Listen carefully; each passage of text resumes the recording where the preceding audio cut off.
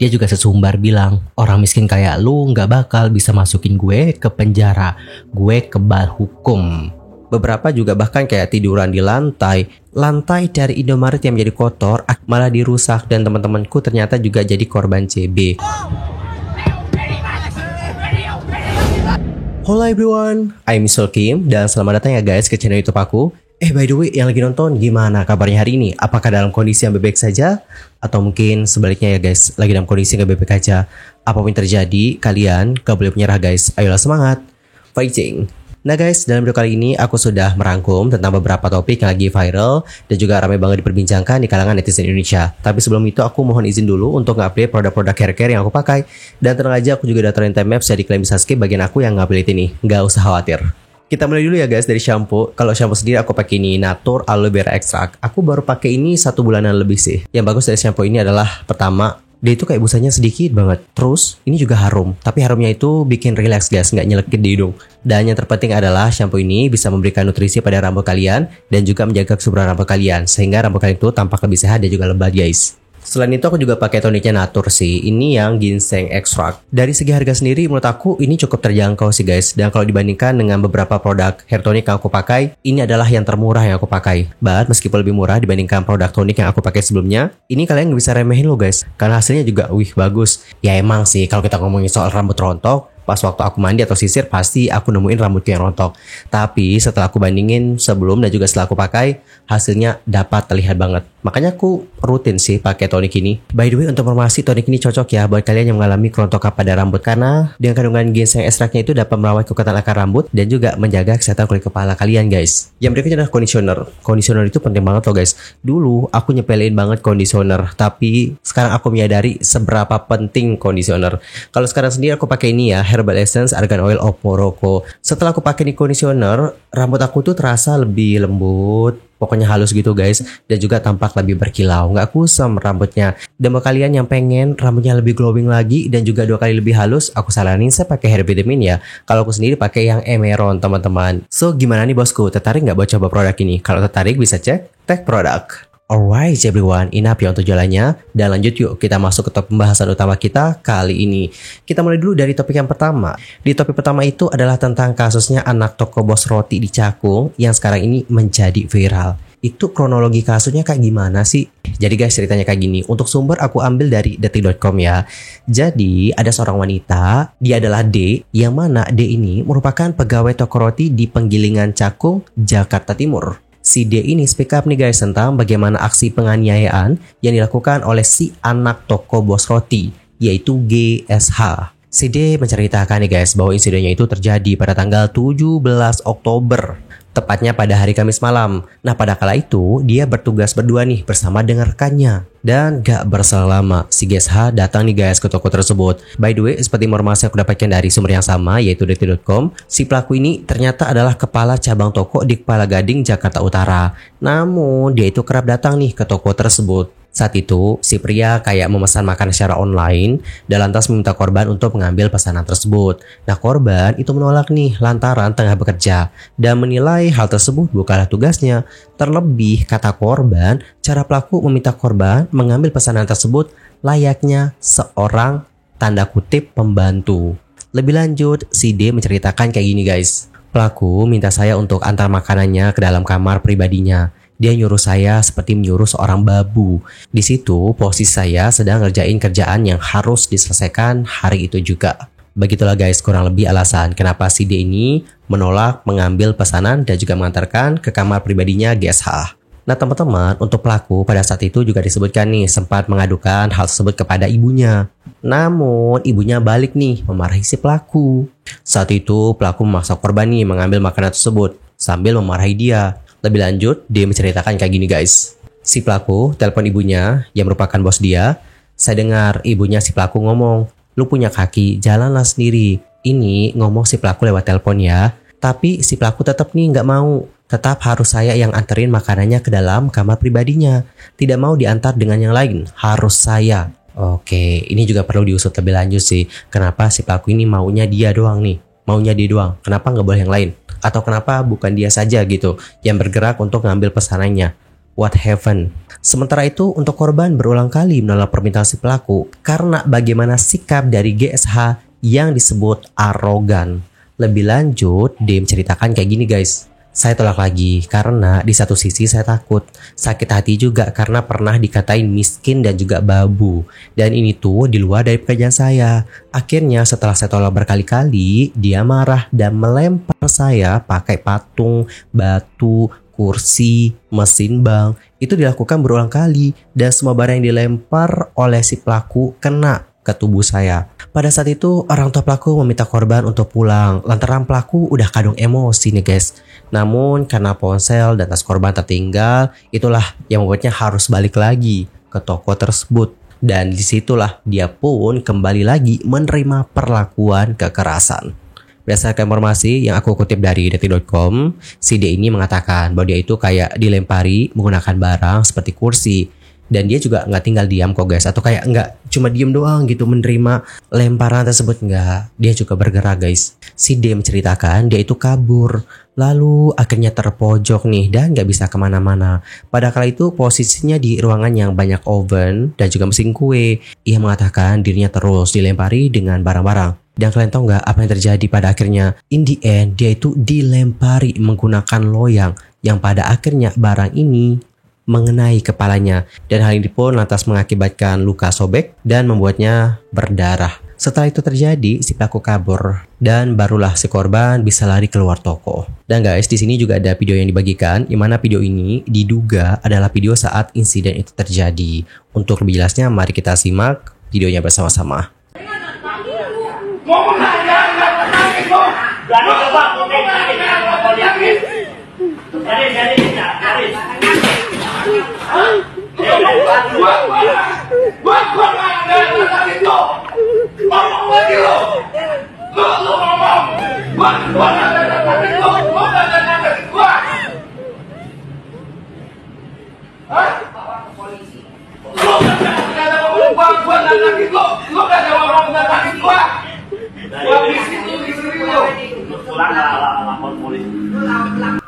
Waduh, jujur aku juga cukup kaget banget ngelihatnya.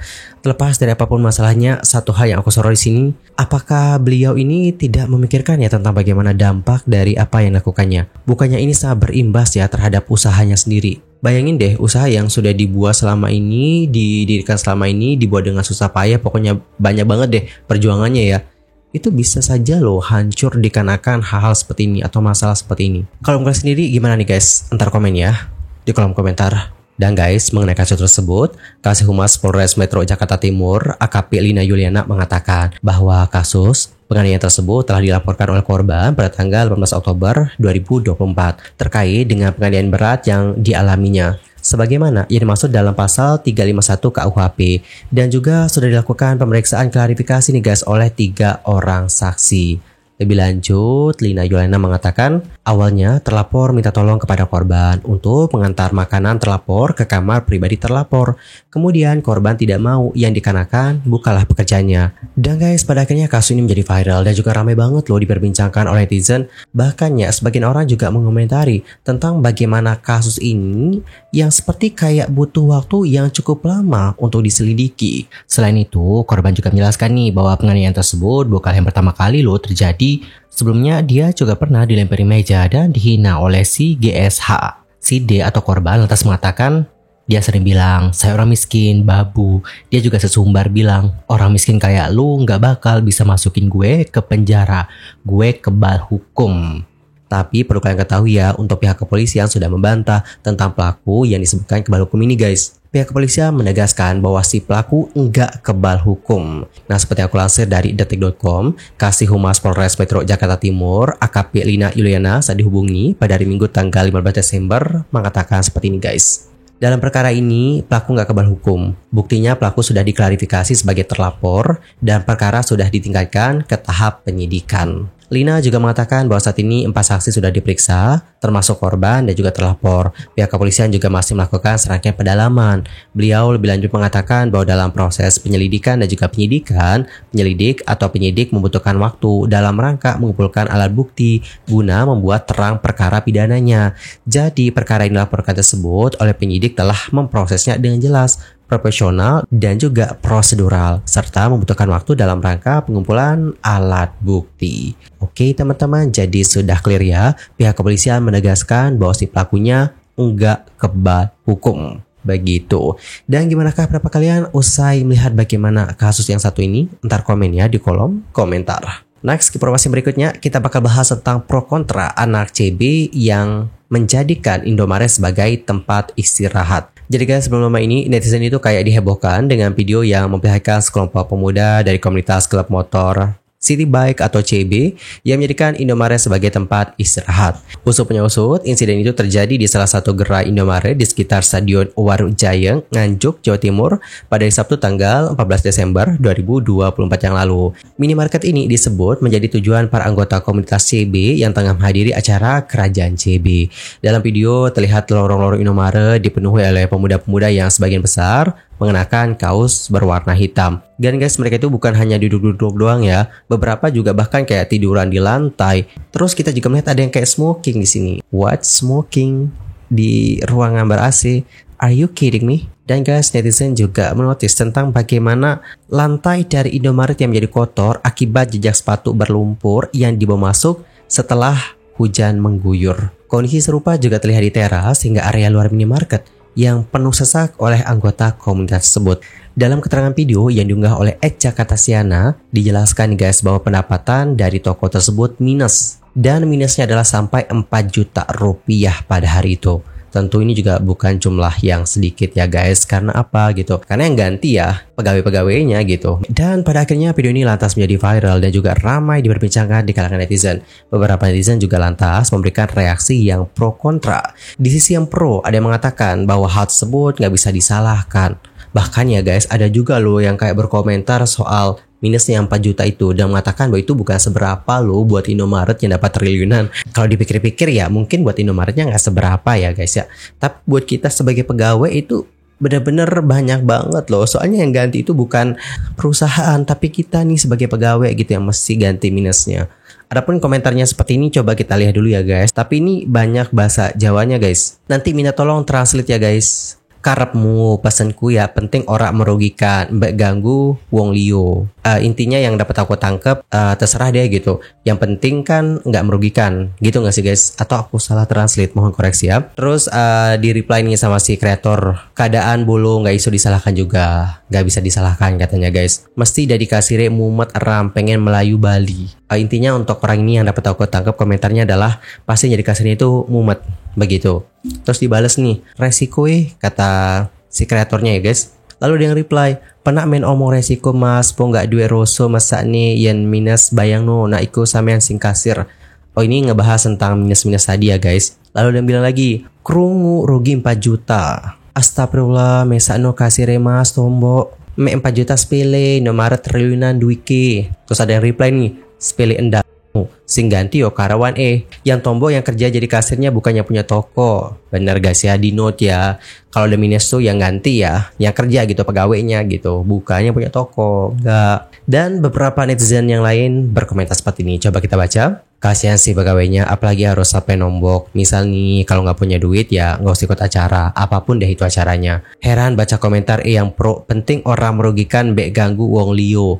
Lah dikira itu nggak ganggu orang lain. Kasir itu nggak dianggap orang apa? Bisa memberikan solidaritas pada kawan sendiri, tapi tidak bisa memberikan solidaritas pada orang lain. Lah bukannya nggak dibolehin ya, dalar aja, itu warung buat jalan, bukan buat rest area. Kalau gue ya marah ya. Kalau 1-2, oke, ini se-RT, misal barang hilang gimana? Dikira retail itu punya embahe. Coba aja mereka rehat di emperan serambi masjid, pasti ditegur nih sama marbot jaga etika dan kebersihan. Kalau dibiarkan saja model SDM seperti ini bakal keterusan nih, dan juga bisa-bisa jadi contoh loh buat yang lain untuk kongko di dalam minimarket. Jadi jangan menormalisasi yang nir etika seperti ini ya. Orang punya toko lagi ngepel ama nyapu aja segan lo mau masuk. Ini kalau orang mikir ya punya adab ya. Lah ini apalagi tanpa alas kaki dan kotor, tambah makan gak bayar, ruang AC ngerokok persis seperti serip. Emang gak ada adabnya, mana yang rugi tuh karyawan. Miris liatnya sih, salah tapi gak mau dibilang salah. Kayak gitu bukan satu orang yang kena, tapi satu komunitas pasti dicap jelek. Nekat boleh, tapi tahu etika dong. Bedakan kita tamu atau tuan rumah. Gaji yang gak seberapa udah kena minus gede. Sumpah ya lu pada, Kesadaran dikit kayak orang yang kerja di retail gini mau tuh barang hilang cuma satu tetap lo kena potongan. Kasihan sih pekerja Indomaretnya pasti capek banget bersihinnya. Belum lagi harus bayarin barang-barang yang hilang. Mana gaji nggak seberapa lagi, dikuras tenaga dan juga uangnya. Oke teman-teman, jadi seperti itulah beberapa komentar-komentar dari netizen. Dan kalau kalian sendiri gimana nih pendapatnya atas hal yang satu ini? Ntar komen di kolom komentar. Di sisi lain ada juga nih guys mobil artis atau mobil penyanyi yang rusak di acara CB Nganjuk. Adapun artis tersebut adalah Irene Gea, dimana dia mengungkapkan hal itu melalui sosial medianya. Jadi melalui sosmednya dia mengunggah video waktu itu terjadi dan setelah itu memberikan caption kayak gini. Maybe kita bisa baca dulu ya guys seperti apa captionnya dan setelah itu nanti kita nonton videonya bareng-bareng. Aku nyanyi sudah bertahun-tahun menghadapi ribuan orang yang lebih dari ini. Tapi baru kali ini panitianya benar-benar nggak bertanggung jawab sama sekali. Biasanya kalau ada mobil penyanyi lewat pasti dikasih jalan. Ini nggak, malah dirusak dan teman-temanku ternyata juga jadi korban CB. RIP kemanusiaan. Dan video ini dibagikan oleh Gea seperti ini. Coba kita simak bareng-bareng.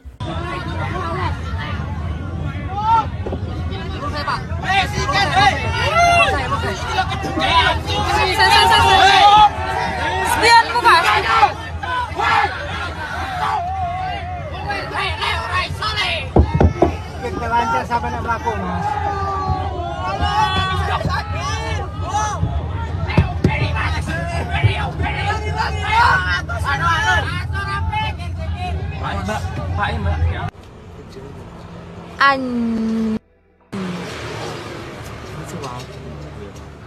Ki watu iki. Aja. Buri tapi enggak? Enggak ya. Buri kan sing panggang. Panggang itu. Sebelah sana Mbak Awas. Sing kene enggak tak enggak. Tante. Kemudian di Instagram story-nya Gea juga mengatakan seperti ini guys. Bayangin rasanya di tengah-tengah masa beribu-ribu orang, mobilku diguncang, ditendang, diberet-beretin, dipukulin ribuan orang, dikata-katain kotor, katanya mau dibakar juga mobilku tanpa ada panitia yang membantu. Ya Allah, benar-benar trauma seumur hidup. Kemudian Gea juga merepost story dari Riko Sanjaya, yang mana dalam story itu Riko menuliskan, mohon maaf nih buat CB Nganjuk, saya nggak bisa nyanyi, saya putar balik karena jalan menuju ke panggung benar-benar full dan nggak ada panitia sama sekali yang ngarahin. Mobilku sampai babak belur dipukulin orang-orang. Terima kasih.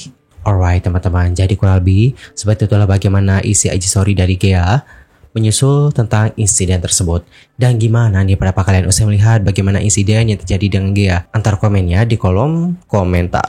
Alright teman-teman, enough ya untuk hari ini. Dan kita akan jumpa lagi di video berikutnya dengan rangkuman informasi terviral lainnya. Aku mohon maaf ya guys kalau ada kesalahan, baik itu dalam ucapan, sikap, tindakan, dan mungkin ada salah formasi, mohon koreksinya. Sampai jumpa ya semuanya dan selamat beraktivitas. Goodbye everyone.